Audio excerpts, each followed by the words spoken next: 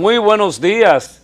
Iniciamos su programa Lo que pasó y en este programa cada mañana conversamos un grupo de profesionales de diversos temas jurídicos, sociales, psicológicos, psiquiátricos, médicos, para que usted también se involucre con nosotros y pueda continuar desde la cama donde usted está en este momento hasta cuando usted se levante pueda seguir reproduciendo los temas que nosotros realizamos aquí en Lo que pasó.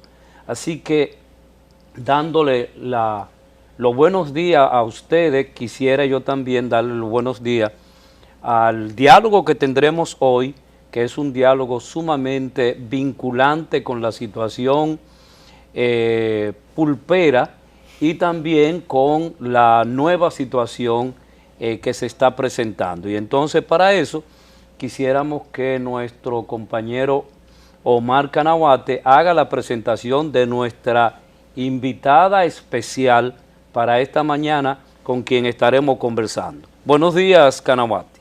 Muy buenos días. Recuerden, señores, que llegamos a ustedes gracias a las farmacias Medicar, la farmacia de todos los dominicanos.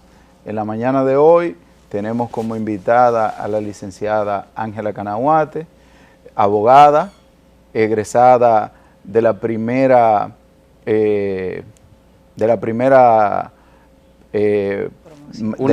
promoción, perdonen, de la Escuela Nacional de la Magistratura, ex jueza, tiene un posgrado en Derecho Comercial Internacional y la tenemos aquí con nosotros para hablar de diferentes temas jurídicos. Bienvenida, Ángela. Muchísimas gracias, muy buenos días. Gracias, Ángela, por aceptar nuestra invitación.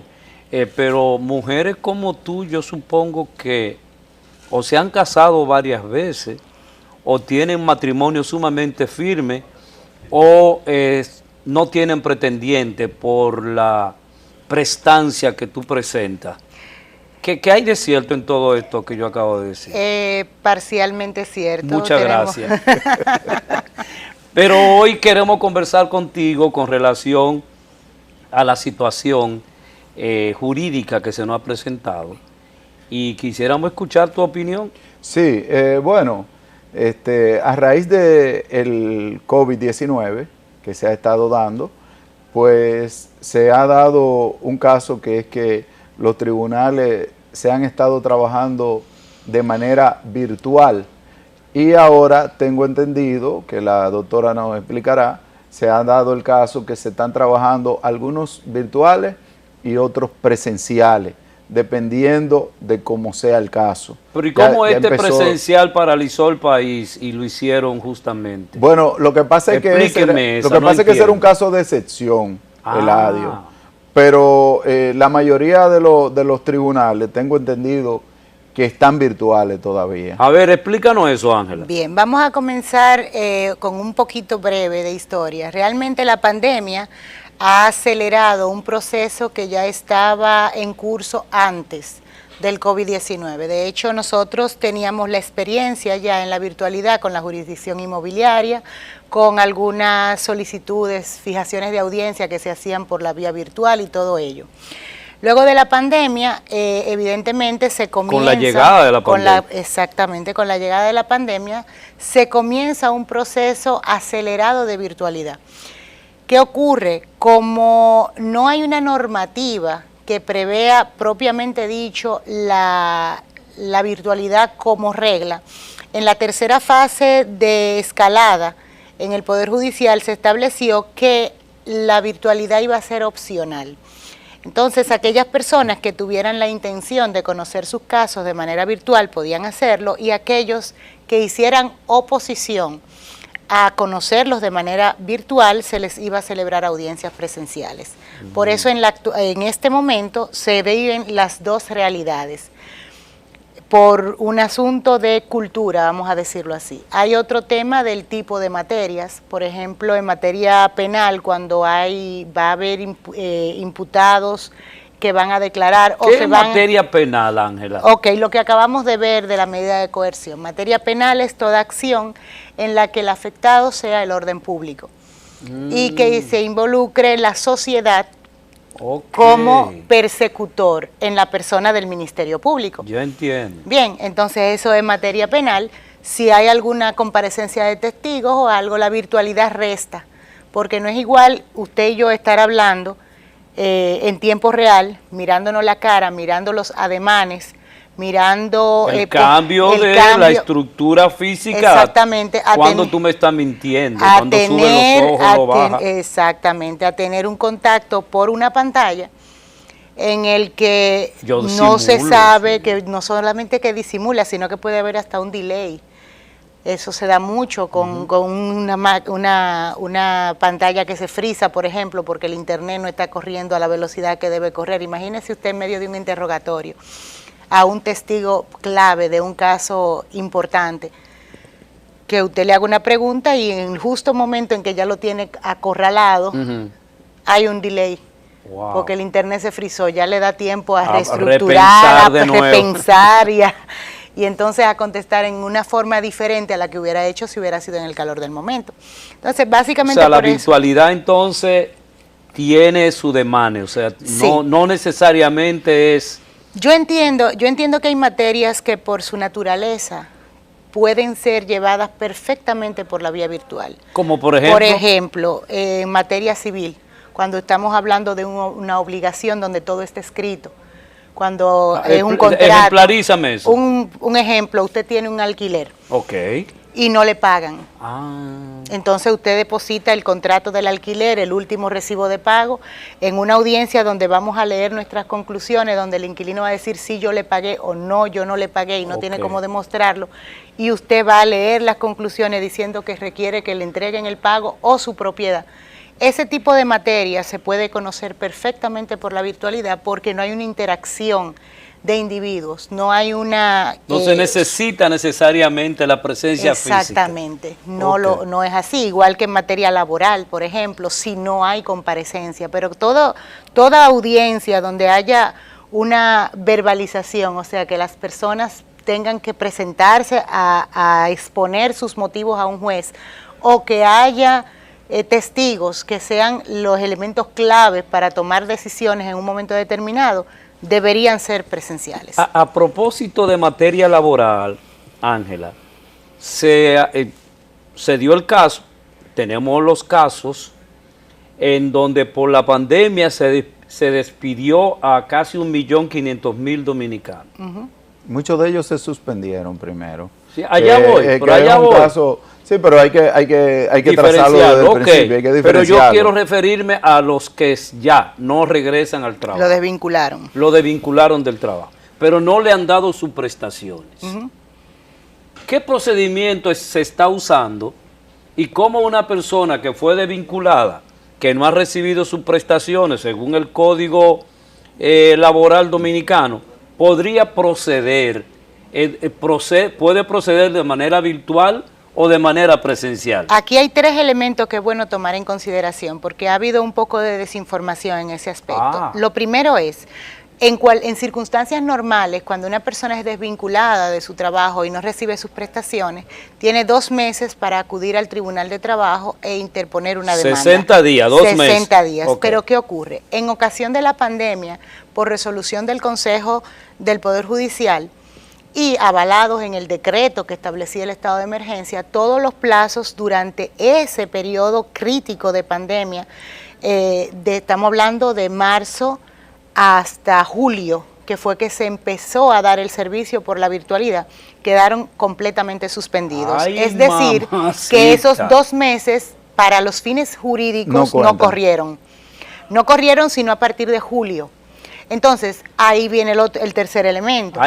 Para usted apoderar un tribunal, usted no tiene que apersonarse Usted no tiene que ir allá, que es parte de los conflictos que han surgido desde la perspectiva del Colegio de Abogados y de otras corrientes de opiniones que se han expresado. Usted hace el apoderamiento del tribunal por la vía virtual. El Colegio de Abogados que tiene un dueño, que tengo entendido. Bueno, pero un dueño, no vamos a hablar de eso ahora. Pues el caso es que usted solicita por la plataforma del Poder Judicial el apoderamiento de un nuevo expediente, escanea el documento, lo envía, entonces le devuelven el auto en las circunstancias normales, lo que prevé la ley, designándole su sala que le va a corresponder para conocer el proceso y luego se persigue la audiencia. Los procedimientos... ¿Y la gente conoce eso?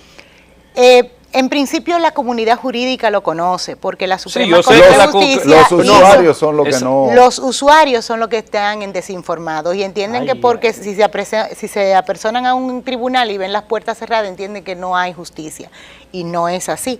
Se puede acceder perfectamente por la vía digital. Entonces, una vez se notifica la demanda, se notifica la audiencia. Si es virtual y la otra parte no le interesa conocer la virtual, puede comunicarse con el tribunal estableciendo su oposición y el tribunal entonces cambia la modalidad y pone las audiencias presenciales. Ángela, pero yo quiero preguntarte algo para que aplatanemos un poquito la situación a este país, a República Dominicana. Todo eso de las audiencias virtuales está muy bien, pero vamos a hacer un supuesto, vamos a hacer un ejercicio. Cuando a ti te citan para una audiencia, cuando tú estás formalmente citado, y tú en los tiempos del pasado, vamos a llamarlo, cuando eran las audiencias solamente físicas, presenciales solamente, si tú no asistías como persona o tu abogado que no asistiera, que te estaba representando, pues a ti te cantaban un defecto. Ahora, dentro de la virtualidad, vamos a suponer, hay una audiencia puesta, etcétera, etcétera, pero ¿qué sucede? Que en mi casa, pues estoy trabajando desde mi casa como abogado, se fue la luz. Y no hay forma porque yo no tengo inversor. Y eso es normal. No, pero es algo que puede pasar aquí en RD. ¿Qué tú le dices al juez? Realmente puede ocurrir. Si ocurre eso, hay defecto. Si la otra parte ha notificado y tiene su constancia de notificación, evidentemente te agarró el defecto. Ahora, ¿qué es lo que ha provocado eso? Nosotros tenemos una figura jurídica que se llama reapertura de debates. Los tribunales están siendo algo más flexibles que lo que eran originalmente con relación a la reapertura porque hay una imposibilidad. Hay una imposibilidad material, una imposibilidad técnica. Incluso me ha ocurrido, yo tuve una audiencia presencial virtual. Hace unos meses, el tribunal apoderado era de Santiago. Entonces, cuando nos conectamos, habíamos 3 de los usuarios que teníamos problemas de conexión de internet. No se fue la luz ni nada de eso, pero estaban frisadas algunas máquinas, otras, que coincidió esa audiencia para el tiempo del inicio del año escolar. Wow. Yo entiendo que colapsó el sistema. Sí, entonces, porque ha estado, me imagino que ha tenido demasiado demanda el internet. No, y además de eso, Ángela, desde el punto de vista físico, yo denuncio permanentemente esto, de cómo las compañías de teléfono tienen arrabalizadas las calles de Santo Domingo con todos los cables tirados ahí y nadie le dice nada. Nadie, eso es así. Entonces muy probablemente hay muchos defectos. Por esa situación, es muy posible. Entonces, para concluirle la anécdota, estaba yo en mi oficina aquí en Santo Domingo, mis clientes en el Palacio de Justicia de Santiago, que le facilitaron la conectividad del Palacio de Justicia, la magistrada en el Tribunal de Familia y el abogado de la Junta Central Electoral, y la magistrada de oficio dijo que la audiencia iba a ser virtual y la prorrogó porque no se podía, no había condiciones materiales para poder celebrarla. Entonces se toman en cuenta esas situaciones porque estamos conscientes de que vivimos en un país con recursos limitados. Con limitaciones. Muchas limitaciones. Pero yo pienso que lo que tú acabas de decir les dice a esos desempleados en este momento que pueden reclamar sus derechos adquiridos a través de lo que la doctora nos acaba de enseñar, los 2 procedimientos, ¿verdad? Que pueden ser virtuales o presenciales. Ángela, permítenos irnos a nuestra primera pausa y cuando regresemos vamos a entrar al pulpo. ¿Cuándo regresemos? Buenos días. Dijeron negro, regresamos con lo que pasó. No, Eladio, no te sientas discriminado nunca. No, pero él dice regresamos a tu programa, lo que pasó. Pero él dice que regresamos con el señor blanco. Y entonces él soy el señor negro. No, señor. Explícame esa. Señor, los dos somos mestizos. Nuestro técnico vivimos en un país de mestizos. No, el técnico falseó porque te vi un poquito más quemadito del sol. Y tú sabes que tú estás más bronceado que yo, Eladio. Y tú sabes que es eso nada más. Nosotros nos reímos porque en la esquina de mi casa, sin permiso ninguno, yo vivo en una esquina, ¿no? Y resulta que se instaló un vendedor de frutas que era negro. Y entonces el señor le dio vertiligo, el cambio total de la piel. Y se cambió ahora. Las personas que cruzan, que lo conocen, le dicen, ¿cómo está Rubio? Ya el hombre cambió.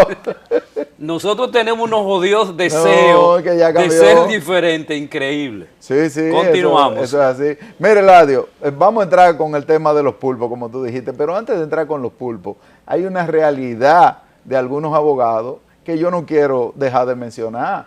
Porque mira, aquí la licenciada tiene su oficina jurídica, ella tiene su clientela, ya tiene muchos años de ejercicio, la gente la busca, la gente va, la encuentra por Instagram, la encuentran por Facebook, por donde quiera, su cliente, etcétera, etcétera. Pero ahora, en esta covidianidad, como dicen, ¿cómo la están pasando los pica-pica? ¿Quiénes son los pica-pica? Yo te lo voy a explicar, Eladio, antes de que yo te lo explique. No, porque tú no eres el abogado porque te lo explique la abogada. ¿A quién le dice? Lo que pasa es que ella va a maltratar su... Yo no comparto el término porque realmente es un tanto despectivo, pero en principio estamos hablando de algunos colegas que están al servicio de lo que se presente en un momento determinado. Ellos están en los tribunales esperando a lo que llegue. Están en los pero tribunales, ahora no hay están en la fiscalía fiscalía. Y ya los de la fiscalía por lo menos tienen su universo intacto, porque la fiscalía no ha entrado, eso es importante que se diga, la fiscalía no ha entrado en la dinámica del Poder Judicial. La fiscalía continúa sus asuntos presenciales, o sea, cuando usted va a fiscalía, tiene que seguirse apersonando, tiene que ir a una vista y tiene que participar. En la fiscalía barriales se está dando lo mismo también, físicamente. En la fiscalía barriales también siguen iguales, siguen abiertos. Entonces, por ejemplo, tú llegas con una vista a las 10 de la mañana y te encuentras con 40 personas en la TETI que la agarraron con el toque de queda. Sí. Y le están pasando vista. O sea, esa parte del sistema sigue funcionando exactamente igual. Pero yo ignoraba eso, ¿dónde le ponen la multa a la gente? Sí, en la fiscalía. Sí, en la fiscalía. Así es, se le abre un expediente y se le conoce su medida y se le establece su sanción. Que al final esa gente debieran llevarlo al río Sama a recoger la basura y ahí al malecón y hacer algo. Tú quieres ponerlo con trabajo social, trabajo público, una labor social. Entonces esos son los pica-pica. Exacto, entonces se han visto de alguna manera mermadas la situación, la interacción de estos con los usuarios, obviamente, porque no hay esa fluidez. Pero también, por otro lado, aún los que tenemos nuestras oficinas, tenemos un tema de tiempo.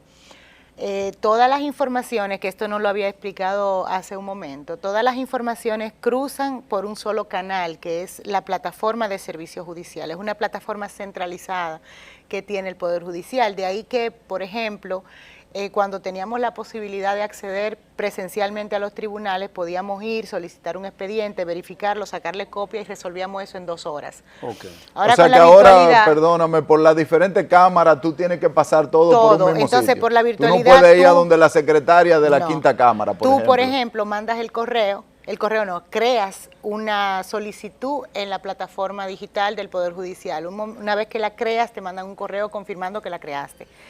Luego, te exigen los documentos en caso de que proceda, que tú vas a escanear haciendo valer esa solicitud en caso de que proceda, porque no todas se tramitan con documentos escaneados, hay otras que son vía sistema. Una vez que ellos te validan que ya recibieron la solicitud, entonces tramitan digitalmente esa solicitud a la secretaría.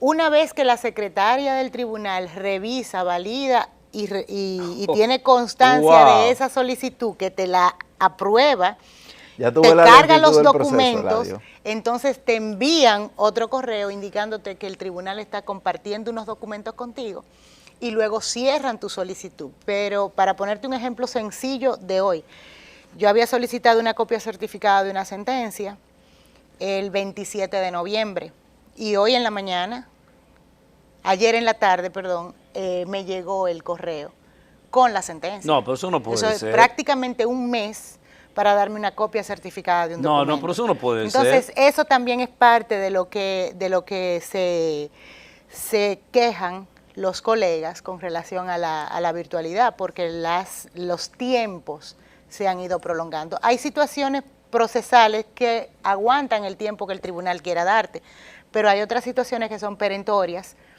que ya eso te complica en la toma de cualquier decisión.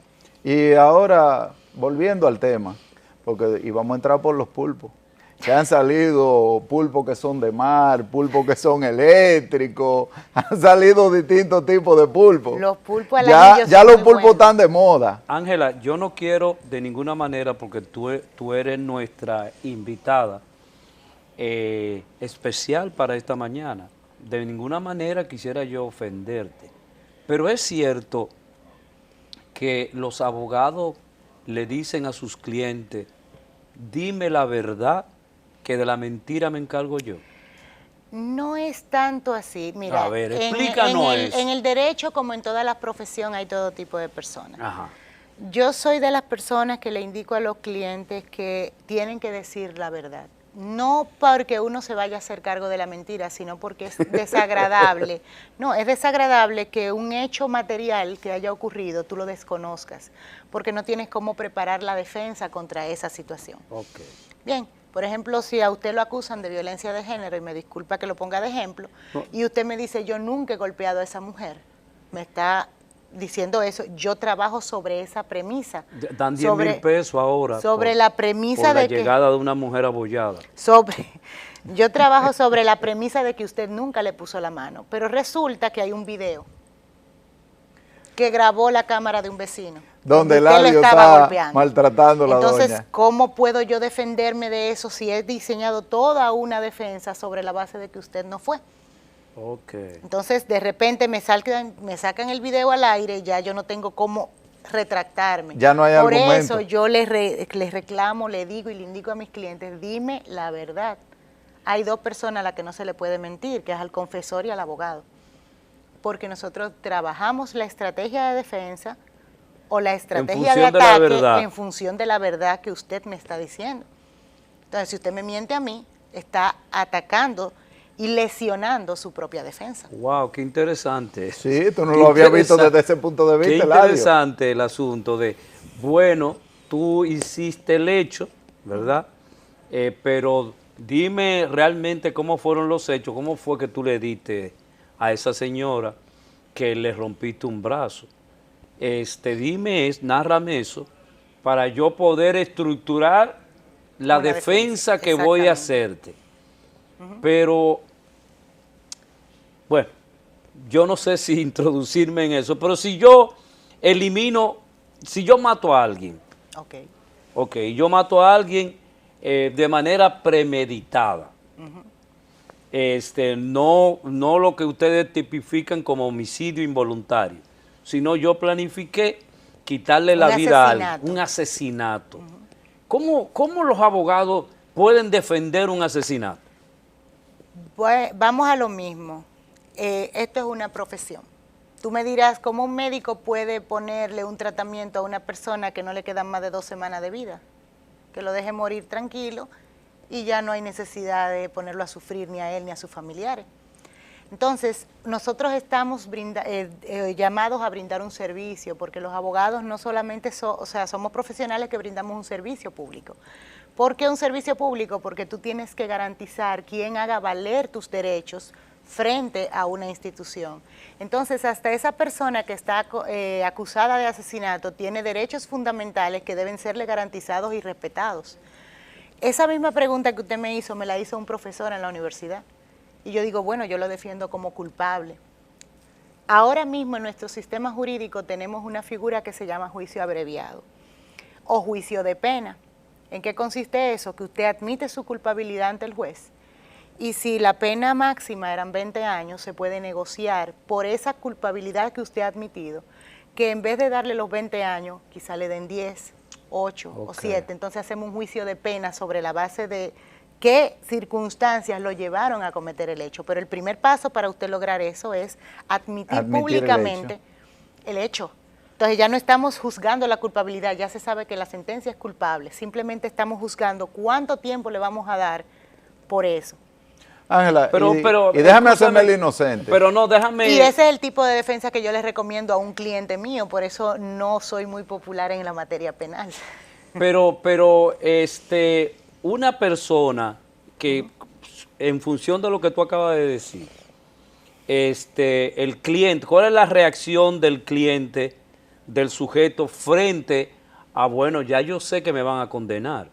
¿Cuál es la relación que se establece entre ese futuro condenado y la defensa que tú le estás haciendo? O sea, porque te pueden dar 30 años, pero yo voy a tratar de que no te den 30, sino que te den 15.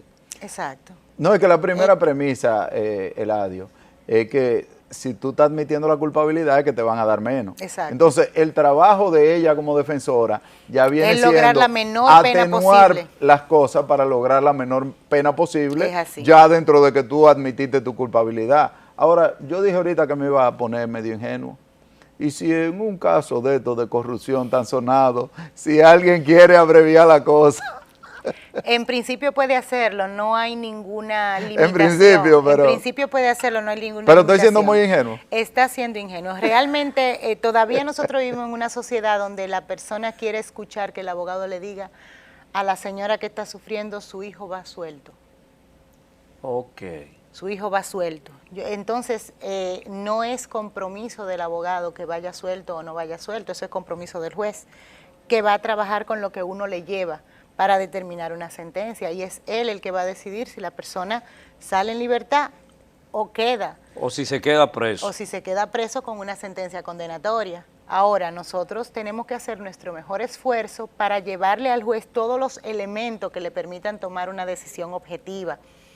Ciertamente hay casos donde prácticamente es una obra titánica asumirlo, porque o por la naturaleza, como le mencionaba ahorita lo de la violencia de género, o por el clamor público, como ocurría en el caso que estábamos hablando recientemente. Nos tenemos que ir a una pausa de nuevo, Ángela, pero cuando regresemos yo quisiera preguntarte, ¿qué es la medida de coerción? ¿En qué consiste y por qué una medida de coerción? Cuando regresemos. Regresamos a su programa Lo que pasó, y en esta mañana estamos conversando con Ángela Canahuate, quien es de profesión abogada y quien tiene una experiencia, vasta experiencia en el manejo teórico de esta profesión, y estamos conversando con ella haciendo algunas aclaraciones conceptuales acerca de este ejercicio. Y cuando nos íbamos a la pausa yo le pregunté qué es la medida de coerción, en qué consiste y por qué se hace esto. Bien, el juicio penal, como yo te decía al principio, es cuando hay una sanción o una afectación a la sociedad. Entonces el legislador ha visto bien dividirlo en tres partes. Nosotros tenemos una primera parte que es la fase de investigación, una segunda fase que es la determinación de si ha lugar o no un proceso penal formal, y luego el juicio de fondo. Por aquello de la presunción de inocencia, se supone que todos estamos revestidos de una presunción de inocencia que nos da la Constitución y los derechos fundamentales, en el que nosotros somos inocentes hasta tanto una decisión judicial diga lo contrario. En la fase investigativa, el Ministerio Público le dice al juez, mire, señor magistrado, en esta fase de la investigación, este expediente es muy delicado. o tiene mucha probabilidad la persona por su poco arraigo de que se vaya del país y no podemos hacer un juicio sin el imputado. Entonces, se hace una medida de coerción o se solicita una medida de coerción. ¿Para qué? Para determinar en qué condición la persona va a enfrentar la investigación, en qué condición el Ministerio Público va a disponer de ella. Entonces, ahí el juez determina si esta persona puede estar en su casa tranquila en lo que discurre la fase de investigación. ¿Por qué? Porque no representa un peligro ni para la integridad del proceso, ni para su integridad física. ¿Cómo explico lo de la integridad? Si tú distraes pruebas, si tú escondes pruebas, si tú quemas pruebas, entonces tú pusiste en peligro la integridad del proceso. Porque el proceso no se va a sustanciar. ¿Y cómo se sabe eso que yo estoy quemando? Por los indicios que el Ministerio Público ha levantado en una primera fase de la investigación, donde los tribunales no tenían conocimiento de lo que estaba ocurriendo. Explícame eso. Vamos a suponer que cuando yo te hice el allanamiento, tú tenías 2 hojas metidas en una trituradora de papeles. Okay. Entonces yo le puedo decir al juez, óigame, había un legajo de 2000 páginas, pero él tenía el triturador de papeles lleno de tirita y no sabemos cuánta desapareció. Si usted lo manda para su casa, va a acabar de romper las otras. Okay.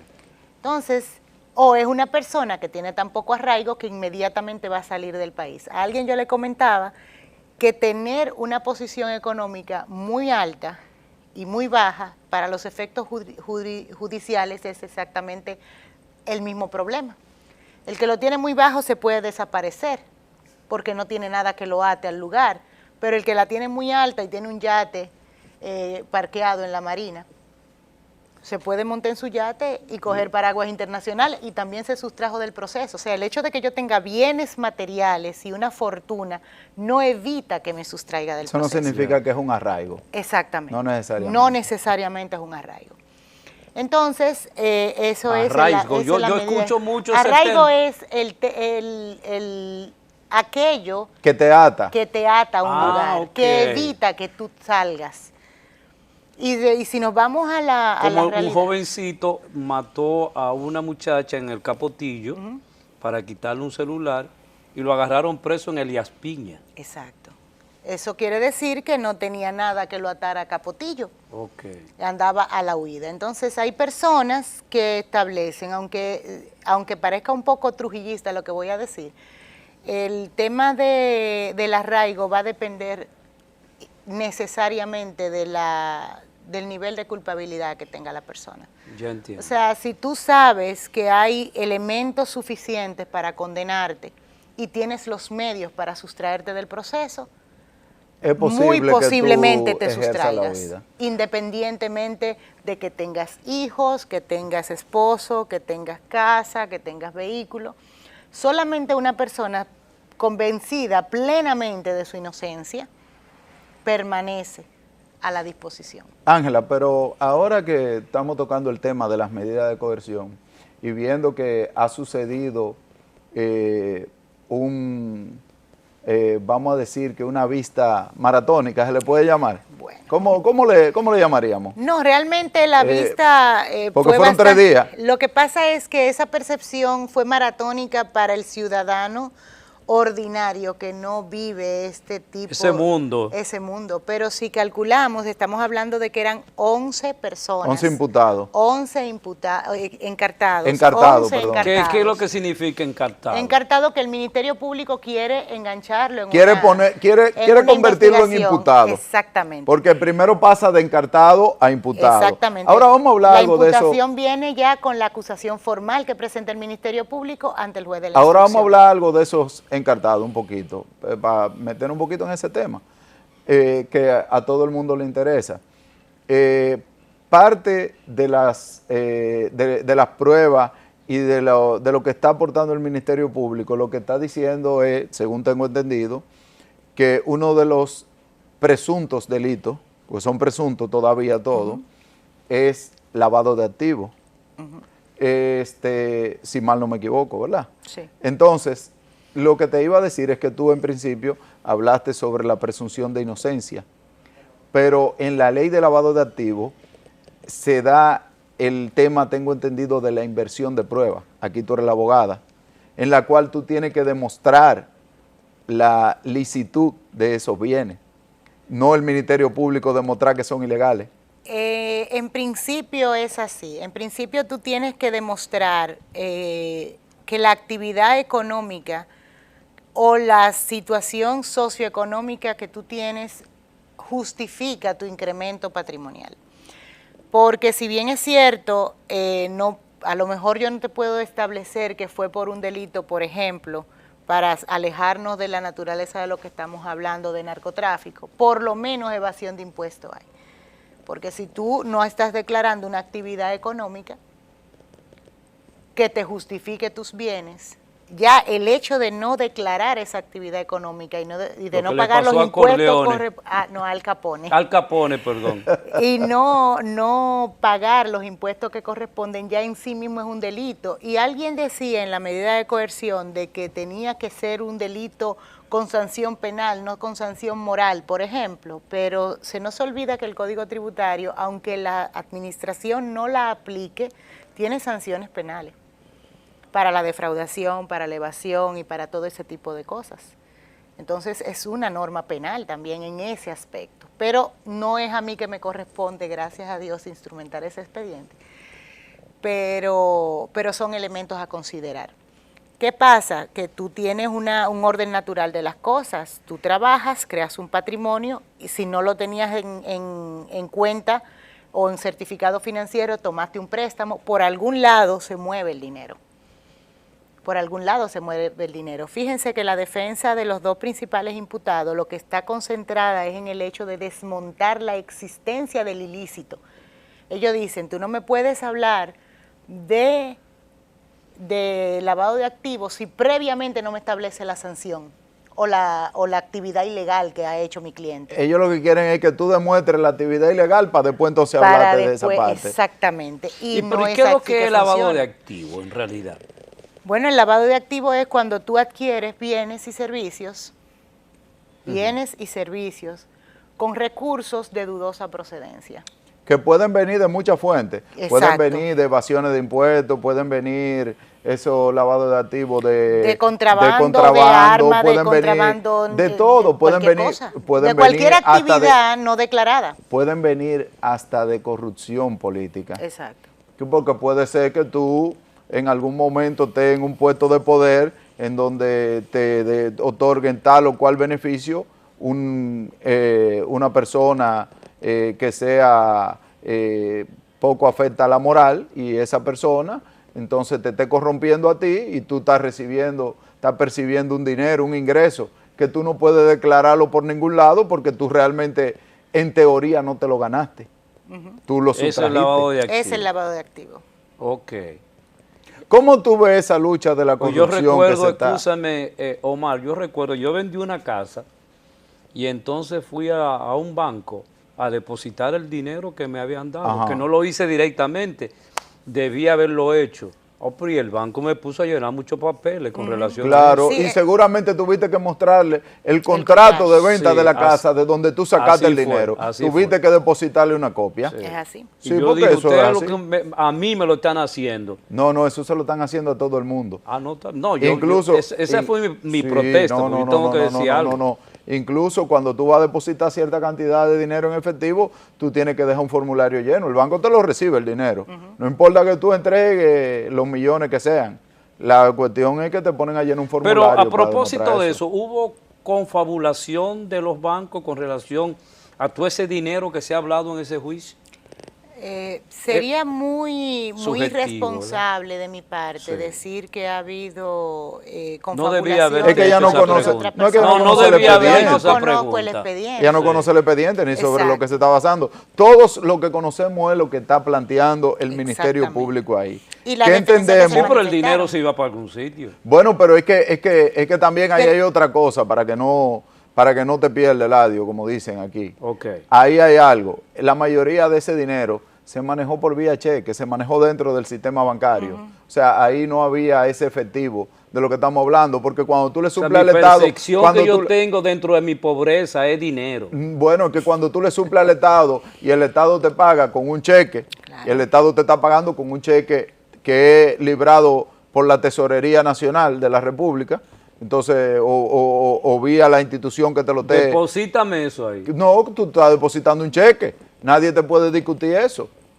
Y ya si tú ese cheque lo pasas para otra cuenta y lo pasas a través de otro cheque, también está dentro del mismo sistema bancario. Es que el problema es más complejo, o sea, ¿Ah, sí? de lo que estamos hablando es de un tipo de acción que parece limpia. El problema es el fondo.